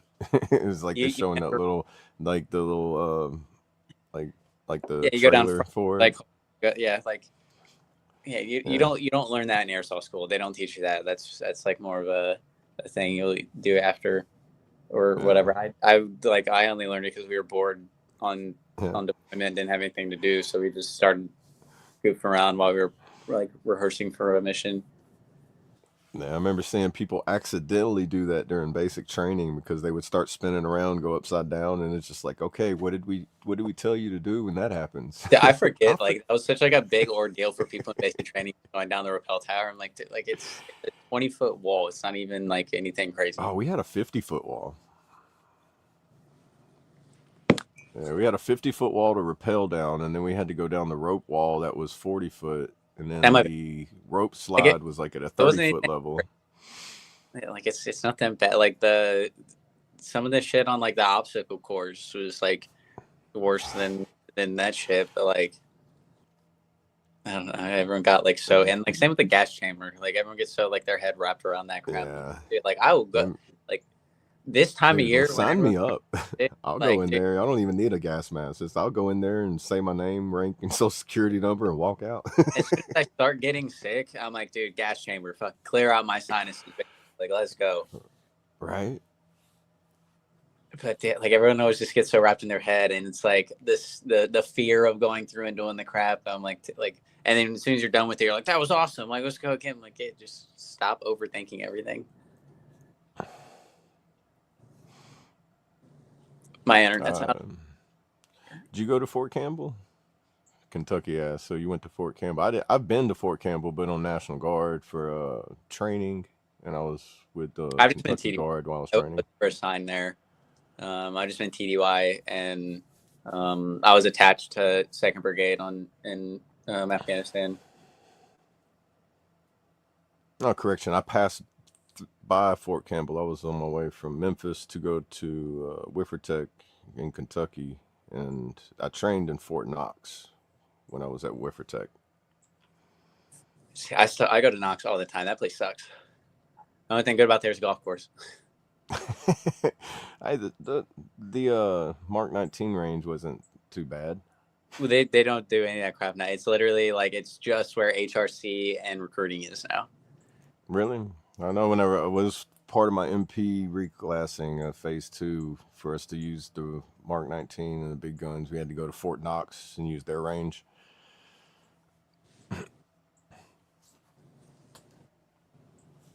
Is that where you did? Because I know there used to be like AIT there. No, I didn't do AIT there. It was for my reclass in the Guard. I did the first phase here at Camp Cook and Camp Beauregard. And then my second phase, because I got injured during that one, so I had to wait a year to go finish phase 2. And then they said I could go to, I can't remember. It was either Greenville, Kentucky, or somewhere else. I chose to go to Kentucky. It was a place called Wendell H. Ford Training Center. Okay. That's why it's just like an acronym called Wiffertech. Everybody called it Wiffertech because the acronym looked like if you said the letters, it's like Wiffertech. I was like, Kentucky's an interesting place. And I still, because that's where like all my schools and stuff that I do now, because that's where Wendell H. Ford. Recruiting is at Knox. So like where I did like SLC and HCRC and all that fun stuff is at Knox now. Yeah, it was a nice place. It was more like a gentleman's course when I went there because it was like no formations, nothing. It was like, all right, we're going to show up for class. The only time we showed up for formations was like whenever we was doing like certain training events. Man, they had a really good vehicle land nav course. I really enjoyed that, even though I had my ass handed to me like 90% of the time I was on there. You said vehicle land nav course? Yeah, vehicle and nav. The fuck? Where it's like where you ride in Is it- convoys and you go like in a simulated like desert area or like a simulated village, and you're going from like you're setting up traffic control points. You're going to check out like possible like ambush routes, like simulated getting ambushed, IEDs, recovery missions, vehicle recovery. You know, the whole nine. It was like, man, I've never been through so much intense training in my life where I was like, you guys are really, really making me feel like I don't know what I'm doing here. But by the end of it, I was like, I know what not to do. That was one thing. It was real fun though. It was a huge place though. Reminded me of like if you took certain areas around here and just took the trees out. Like here, we got tons of pine trees that it's got like more like jungle warfare around here. That's just Louisiana in general. Yeah, I mean we have Tigerland, which is supposed to simulate what it's like in Vietnam. So I've never been there, but when they reopened it, I was like, I kind of want to go see it, but I don't like going to Fort Polk. I think that's just I've the never been to normal Polk. I military army got thing. out of doing that whole like what is it people go and do there like the like JRTC or whatever the heck it is. Yeah, they got a ROTC thing there. It's like well, a lot of people go like the units stuff do that before deployment, but like I got out of doing that, and same with like NTC. Like whenever I showed up to my units to deploy, they already did that stuff. So like I just showed up and then deployed. So like I got out of doing all that fun stuff, but I never went to Polk. Glad I never have with how much I hear people like hating on that place. Yeah, I know people that said that they put like all the, you get your wish list of places to go, and they choose 3 places, and then all of a sudden they're like, Fort Polk. Why am I going? I didn't choose Fort Polk, and they're like, sorry, you're going to Fort Polk, and they're like, it wasn't even on my choices. Well, I mean, I got Fort Drum, and that definitely wasn't one of my fucking choices. It's like the wish list does not mean you're going to get any of them, from what I hear. And I've also noticed too, like people that lived in Louisiana, they wouldn't send them to Fort Polk. They'd send them somewhere else because like it's so close, I guess, to home, and AWOL would be too easy for them. I mean, they started doing a thing like before I left NPS recruiting, where like one of your incentives for your enlistment is actually picking your first duty station, like locked in of where you want to go. I was like, yeah, that was a thing. Like, but yeah, like actually, like I want to go to Campbell as my first duty station, and if it's on your like as an incentive, like you can pick that as your incentive of like going. Okay. I was like, I wish because I would not have picked Fort Drum. Where is Drum at? I can't remember. Upstate New York. Okay.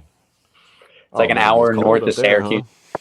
Yeah, it's like an hour north of Syracuse, like 30 minutes south of the border. But like, yeah, like the lake effect snow and everything that comes across, like it's bad. But like if Fort Drum was like 15 miles south, where like there's a big ski resort and stuff called Tug Hill, like that place gets annihilated by lake effect. Wow, man. So like Drum would get like a foot or so, and it's still a lot, but like Tug Hill would get like 3 to 4 feet or something like that. It could be like no snow whatsoever and like whiteout conditions down there. So like luckily it wasn't that bad, but yeah, no, they I would not have picked that, but I mean, if it wasn't for that, I mean, I wouldn't have met cold. I wouldn't have done a whole lot of crap. So it is what it is, I guess. I bet you got some good like cold weather gear. Right, like I've heard people talk like when they got stationed in Alaska, they got like cold weather gear that was we weren't allowed to fucking use it though. Like that's the bad thing. No, we would get it, but like they would like actually like say like, hey, like the uniform for this day is like like just like your uniform or like the level 3 or whatever, like top and bottom, and then like your silks. And then it's like, if you get cold, go shovel snow so you can warm up. I was like, that's not the way it's supposed to go. But like, yeah, if you start getting cold, you better grab a shovel and start shoveling to warm yourself up. But it was like, you're dictated on what you could wear. Like the big like marshmallow suit, I think we only wore once, and it was when we were out at like an ASV range, and we got like a blizzard came through while we were out there and got snowed in for like 2 days. And then they're like, we're not moving. Like you guys can like wear that. So we're all just like sitting there cold as shit, like actually wearing that gear. And yeah, but like we were like never allowed to wear it. Oh see, Kentucky guys. I was there. I was at Whiffer Tech. I think it was sometime in 2013 is when I went. Yeah, 2013 and 2014. It was the beginning. I know it was around in February because I went there. It was warm, and then the next day I got there, it was snow, and I was like, "This is not what I'm used to." I know they told me to bring my cold weather gear, but I didn't think it was going to happen that fast.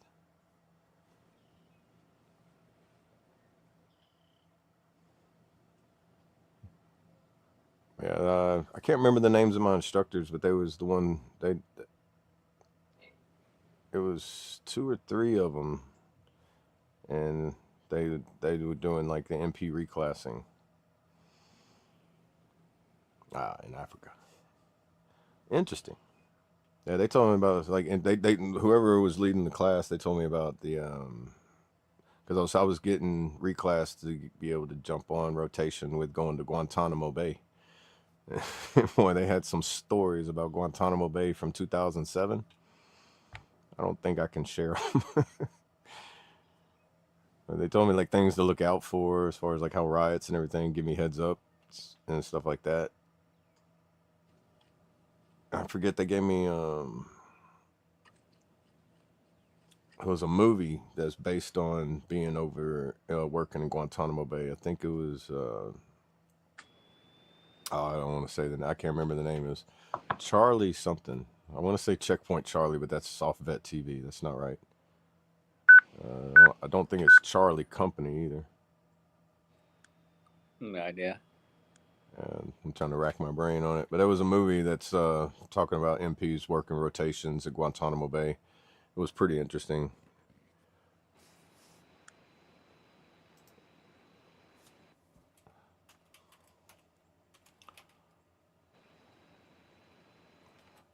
Stupid internet in my office. Out. No, it's not called Charlie Company. Charlie Company is a Vietnam historical 11th century Vietnam.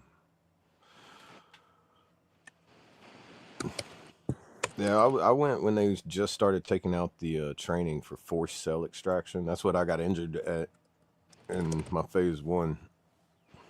And no, they didn't do the pepper spraying or the tasing through it. It wasn't part of the schooling. One guy got an option to do it voluntarily, but you wouldn't get a certificate for it. And if you got injured during the process, you wouldn't get any kind of medical assistance because it wasn't a part of the required course. And then it was all based in the unit level to get your certifications. Yeah, I've gotten OC sprayed once, and I think I've done the taser like 10 times. Yeah, when I got OC sprayed, it was the oil base, and I guess I was like allergic to some part of it. It's like my eyes were like swollen shut for everything for like 3 days. So even when I was like on patrol and stuff, I wouldn't draw it, and I'd tell like my my guys, like, if you ever OC someone, like, I'm not getting out of the car. But yeah, like I'd rather get tased every hour to not get OC sprayed again. Yeah. I mean, I've been in the little outside area watching everybody get sprayed, and if you happen to be like standing behind them and they, that residual gets past them and onto you, oh, it's fun. Yeah, no, I'd always like have to go and do like the guide and like an instructor stuff of like taking them through the course and everything. But I'm like full like freaking like face shield. I got like my baklava and like my beanie on my sunglasses. I was like, I'm not doing any of this stuff. And then it's like because for you to carry OC spray on patrol, you have to get sprayed and go through that. It's not like a requirement for the taser, but like we tell everyone to do it anyway. You at least have to get dry stun, but it's like go through and just do it.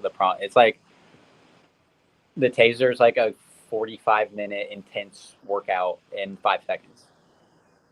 Yeah, that's what I'm saying. I've never like I've had the little stun guns. I've had those like playing around with friends Oh, before, yeah, but that's like nothing. never the probes where it's like the laser and they're like taser, taser, taser. It's like I Oh hate it when yeah. somebody says it with that condescending laugh behind it too. They're like, I'm like, Well, when I was in drum, I think it was probably after Colt left. When I was in drum, I got tased by my patrol partner on shift.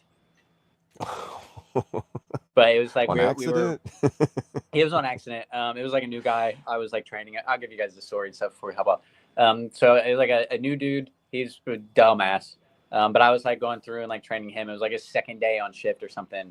And anyone that's been to Fort Drum knows like Triple Deuce. Like they're notorious for being dumbasses and all that crap. So like There's a triple deuce on Fort Drum. yeah. That's the unit I was in here. It's called Triple Deuce. But like the call we got was a dude like knocked someone out or something like that. Was like the call that we got. So whenever we like, but my patrol supervisor showed up before us and went to like the CQ desk or whatever and like explained it and like, yeah, there's a dude like that's like just knocking people out. So my patrol supervisor saw someone down the hallway, went to go talk to him, forgot what it was. Turned out it was that dude, and he knocked the patrol supervisor out. Oh god! Like this dude was like 6'3", 6'4", something like that, like 230, 240, maybe like a little bit more than that. But he was just yoked, like all shoulders, like and like just like yoked as hell. Turns out he was high on cocaine and bath salts. Cool. So you wasn't stopping him. He wouldn't feel anything. But yeah, so he Nothing. knocked him out. We showed up. It was like a minute or two later, and like course CQ was like, "Yo, your boy just got knocked the fuck out." And we're like, "Where's this dude at?" And they're like, "Down." He's like right there. So I went through the hallway, and he like tackled me. So we're like fighting on the ground, and like this new dude is literally just standing and watching.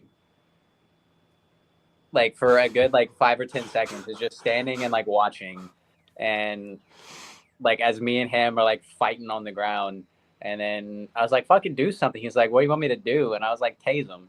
And you guys like know whenever you like tase, you're supposed to like turn the taser in the direction of like the way that people are laying, because the prongs come out at like a right. Yeah, they come out like yeah. So he didn't do that because like so we're like laying on the ground, and we're kind of like at like an angle or something.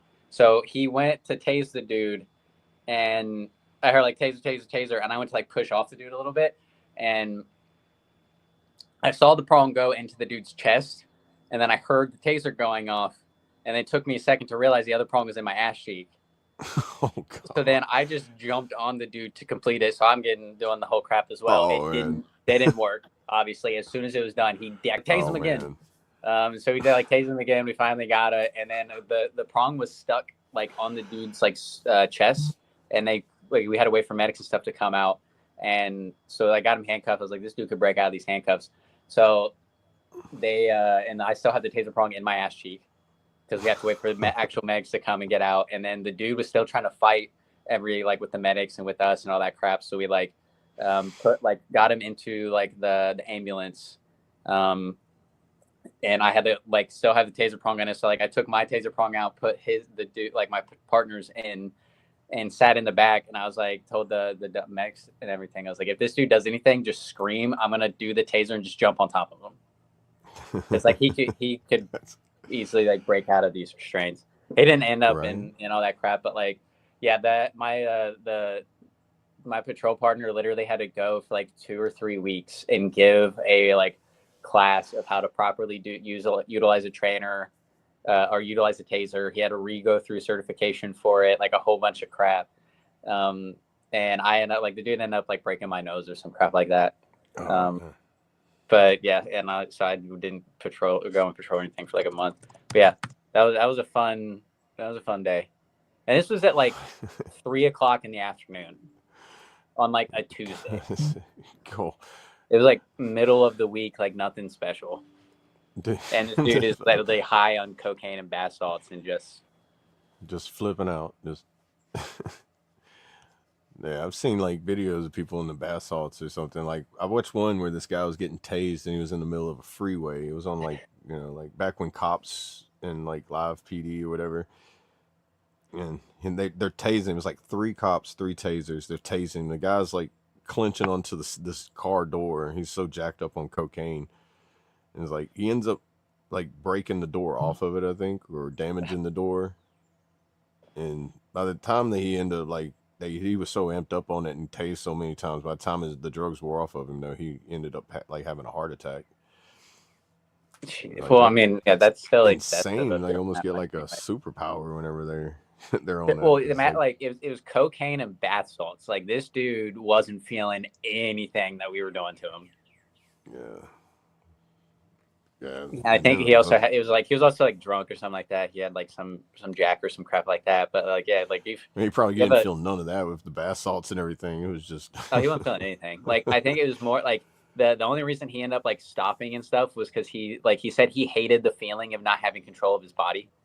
Like whenever he had, like the taser was going off, but like it didn't, like it looked like it didn't affect him at all. Like he was just like right. as soon as it was done, freaking would swing. And I'm like, yeah, fuck it. I was like, I mean, that was a horrible debate. Yeah, like it's funny, born in Watertown. Yeah, there's man, imagine the calls, the calls you have to respond to. Just like the ones I've heard while I was in too. Some of them are just like, man. I mean, I responded to a lot more like crazy calls like when I was in Bliss, but that was just because I was there during COVID, and nobody worked for like 5 months or something like that realistically. So like we would send an accountability text at 5 o'clock in the morning every day, but like everyone would wake up and just get blackout drunk and climb their buildings and do a whole bunch of stupid stuff. Like in New York, it was more of like during the winter, like, you know, people would do stupid crap of just like, you know, snowboarding off of the roof of their barracks into a snowbank and getting hurt. And then obviously just drunk soldiers. Like Texas, it was like shootings and stuff like that. Yeah, during that time of the lockdown, I bet everything got crazy. People getting cabin fever. I mean, you already get that experience sometimes just being like when they lock down a post. Some people can't handle the 24-hour lockdowns. Yeah, but it's like Fort Bliss is like it's literally a city. Like there's like Freedom Crossing. I don't know if anyone in the chat or anything. I've never been up there before. There's a Texas Roadhouse on post. Like there's everything that you need is on post. You don't really need to leave post to begin with. But if you do leave post, you're in the middle of El Paso. Like you're in the middle of a big ass city. Like there's something to do no matter what. Like Fort Drum, you have Watertown, which is like 15 minutes away. But there's like nothing to do around. So everyone just does stupid stuff because they like don't have anything to do. Like, yeah, if you've ever been to like there's a whole little like outlet mall on Fort Bliss called like Freedom Crossing. It's like movie theater, Buffalo Wild Wings. At the time there was World of Beers, but I know they were shutting that down when I was leaving. But there was like 2 bars on post, like Texas Roadhouse, a movie theater, Buffalo Wild Wings, Chipotle, like everything was on post. Oh wow, yeah. See, I've never been that far north. Actually, Kentucky's the highest north I've ever been. Well, I was talking about like that's in Fort Bliss. I've never been to like a military post that's actually had all that on there. Normally, it's just like Fort Bliss, the only Texas. thing that's had anything remotely like that would be like Fort Jackson, where they, you know, like having a movie theater or like a bowling alley or something like that. That was the closest I've seen anything like that. Oh, I went from like Fort Drum. Like you have a Burger King. That's it. Like there's nothing on post. Yeah, I remember like Burger King on Fort Jackson. Like the movie theater, you go to the mall in Watertown, but like in Texas, like everything was on post. Like you didn't really have to leave post that much. Like I know they were in talks. I don't think they ended up doing it. Like building like a Cane's or a Chick-fil-A on post.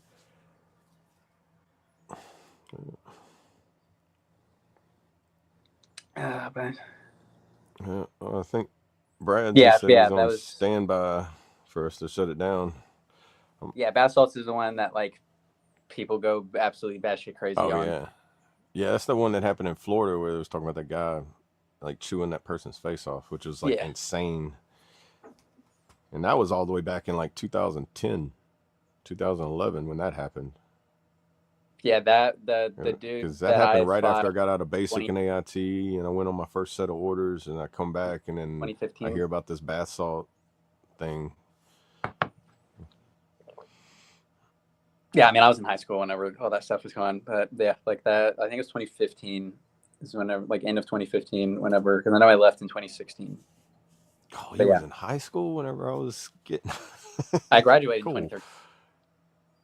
Oh man, you youngin. Like, well, I graduated 2013, and then deployed in 2014. Man, yeah, I remember you talking about when you deployed before. I mean, I got lucky though. It was like I finished AIT and all that crap like December, and then like I think a week after I was still in processing. We got deployment orders, and then I left in April. Like my combat patch ceremony was my 19th birthday. Cool.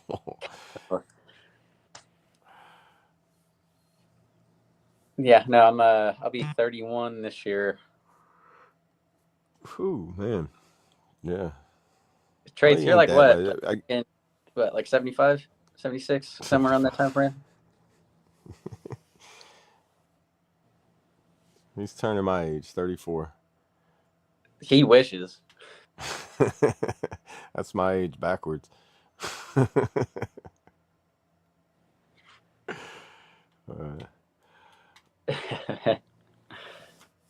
Well, I'm about ready to shut it down now, man. I'm good if you are. I don't remember what my next meeting is. I had a little rough start to it, and I tell you, man, it's difficult doing it by yourself. Or not difficult. It's just like I tried trying to act as two people. As soon as that meeting was done, I was trying like hop back in, but at least Sling and everything was able to hop up with you. But yeah, I appreciate the Sling hopping in, saving me from going off on like my little Rolodex rants. My Rolodex was starting to spin. I was like, just talk about something. What it lands on, that's like a roulette game. oh, finally my internet and my station's back on. What was I gonna do before? Yeah, we can go ahead and shut it down and everything if you want. All right, you want to handle the prayer? I can. Give me a second.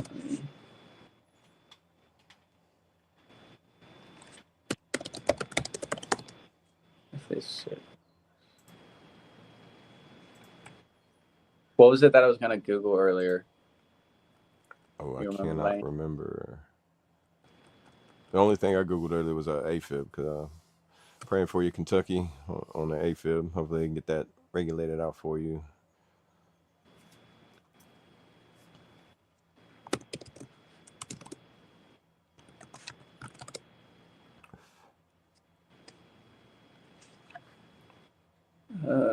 Yeah, you can go ahead and do your little ending stuff. I responded to email real quick.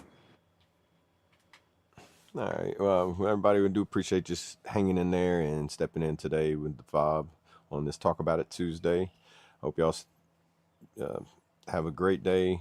And the weather hope it's going to be pleasant for you for the next few days. It's supposed to be fairly nice down here.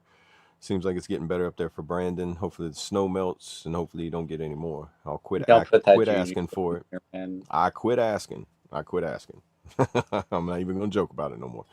But we do appreciate you stepping into the F.O.B. And just a little motivational thing I found, be not afraid of growing slowly. Be afraid only of standing still. Y'all remember, y'all matter, you're awesome, and you're not alone. And reach out to somebody and check in with your loved ones, your friends, family, and anybody that crosses your mind. Any words, Brad, or are you able to? I don't know if you guys can hear me. When he hopped back up, he's muted. I don't know if he's got the echo. Can y'all hear me? He's going to be able to. There you go. No echo either. That's perfect. Can y'all hear me? I can hear you, but I can't hear AA now.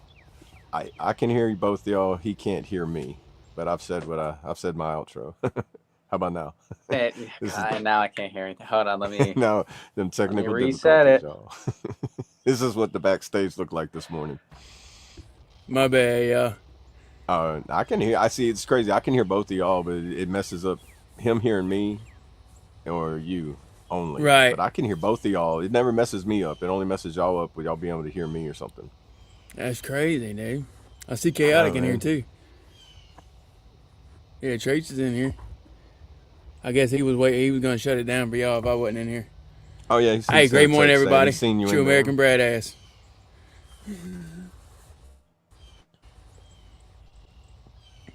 Yeah, whenever, dude. Don't let me slow you down. Oh yeah, Brandon was gonna handle the prayer. I said my little out already, and then you popped in. Yeah, is he coming back? I think he was gonna try to, because like he wasn't able to hear me anymore. Gotcha. Yeah, sorry about all the technical difficulties, guys. We doing the best we can, bearing with what we can.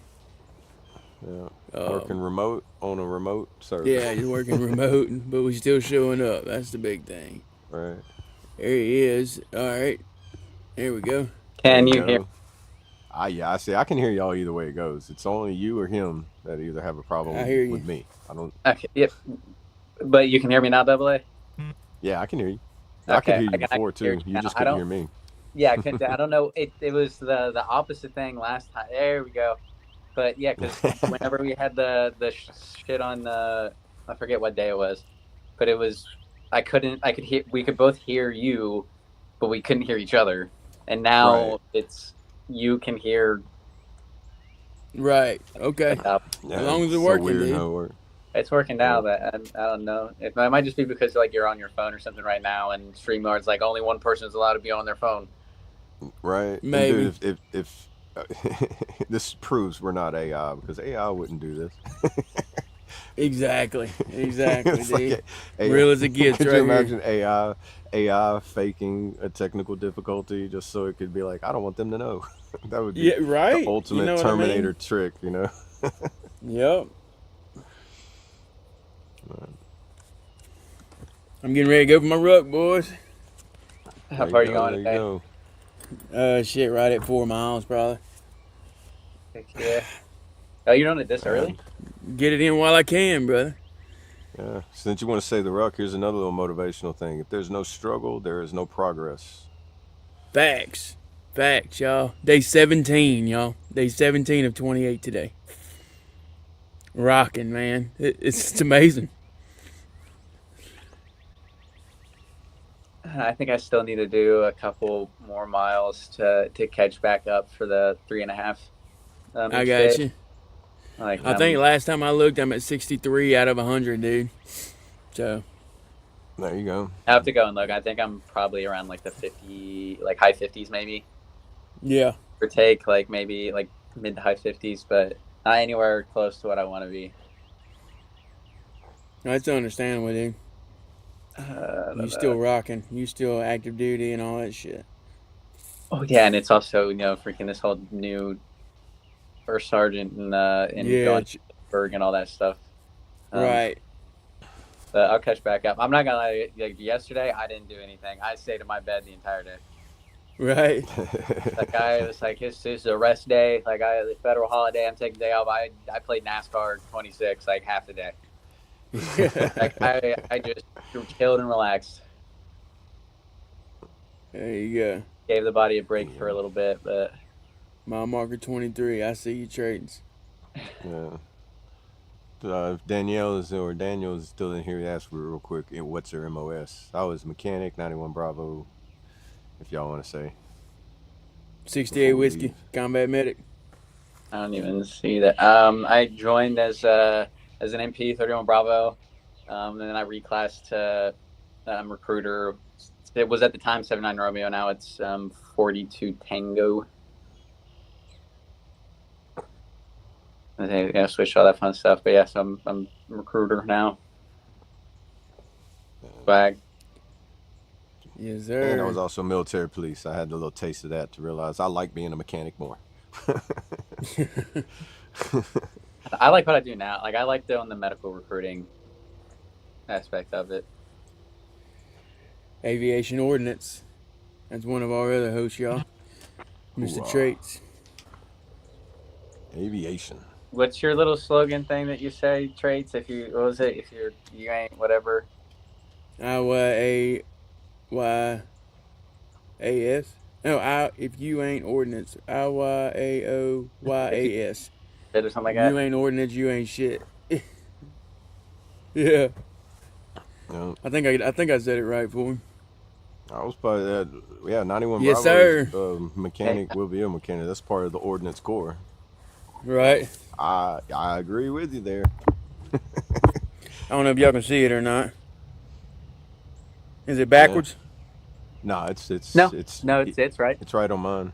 Yeah, combat medic. There you Is that go. your basic? Is that your basic training And it, tattoo? yep, and then gone but not forgotten. There you go. You know what I mean? Oh, have I ever showed y'all this one? I've seen it. Is that like the ambigrams where you can flip it Yep. over and it's got like it says one thing? That's veteran. Okay, Okay. I see it. Combat. Combat. Okay. Yeah. Can you read it? Yeah, Yeah. actually, I know. And now that you said, yeah, I can tell now. Yeah, that's dope. Yeah. Yeah, combat veteran, bro. And like yeah, I like the way they do ambigrams like that, where it's like it's almost like hieroglyphics in a way. Like you Right. Out gotta of the pay woods. What's attention up? to it to see it. You know. Yep. And it portrays a message for sure. Like life over Sure. death. That's one of my favorite ambigrams. Yeah. Appreciate that, out the woods. Yeah. I've already said my closing. If y'all want to throw one in before as we go out, because I'm about to have to make a bathroom break here in a little bit. Oh, You Jesus cut out and faith. That's pretty cool. Is that You traits? cut out on my audio for a second. What'd you say? I was saying, whenever y'all want to do y'all's outro, I'm gonna have to step out here in a minute, take a bathroom break. Oh, you're good. Let's shut her down, dude. Yeah. You want to go ahead and do your little closing, or you want me to go? Oh, yeah. I'll Well, I know you already did. I was restart talking it. Brad. Yeah, I'll do it again, just so it's not like so broken up. I do You're good. appreciate y'all coming in.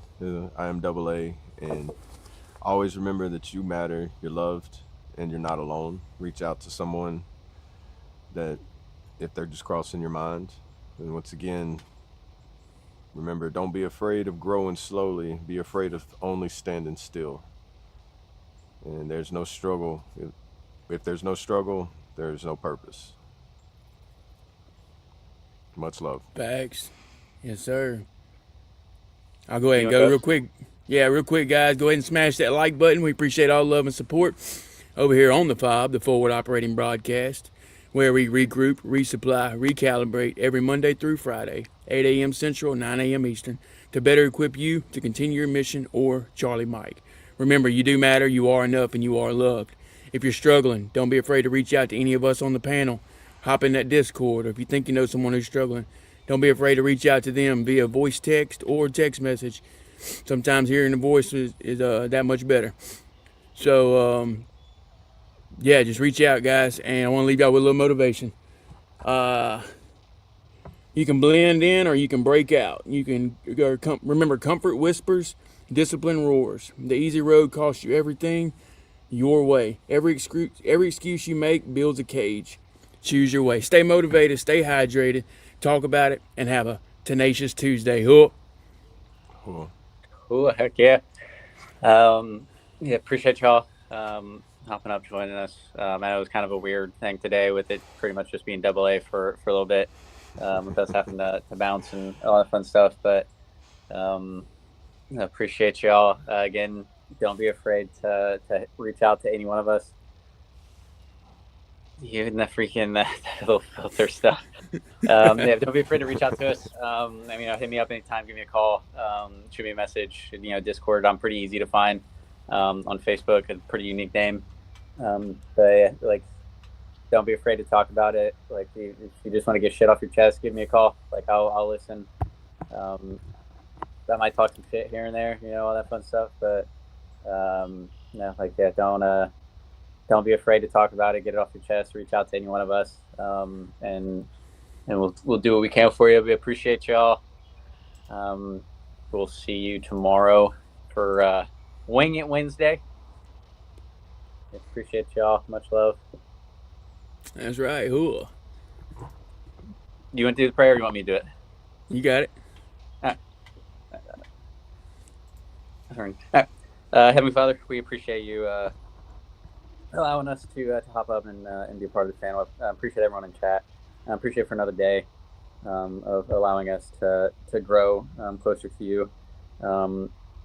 Lord, I just pray you help out anybody in chat that's struggling, anyone dealing with any health issues, any mental issues, anything like that people are dealing with. To allow you to put your healing hand on everybody and allow us to grow ever closer to you. Appreciate another day on this earth. And we say all this in your holy name. Amen. I pledge allegiance to the flag of the United States of America and to the republic for which it stands, one nation, under God, indivisible, with liberty and justice for all. They will not break our country's strength. They will not take our nation's freedom. Let the people say